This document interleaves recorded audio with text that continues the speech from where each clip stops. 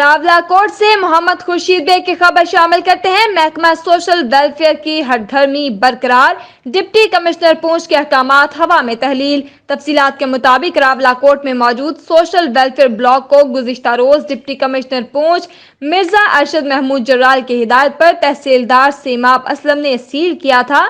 बाखबर जराये से मालूम हुआ है कि महकमा सोशल वेलफेयर के मुलाजमीन ब्लॉक के अकबी दाखिली रास्ते से दाखिल होकर बदस्तूर काम कर रहे हैं। इस मौका पर जब सोशल वेलफेयर ऑफिस का विजिट किया गया तो मुलाजमीन दफ्तर के अंदर मौजूद थे और कामकाज जारी रखे हुए थे। मुलाजमीन से जांच पड़ताल के बाद मालूम हुआ कि वो सोशल वेलफेयर ब्लॉक के पीछे वाले रास्ते से खुफिया तौर पर दाखिल हुए।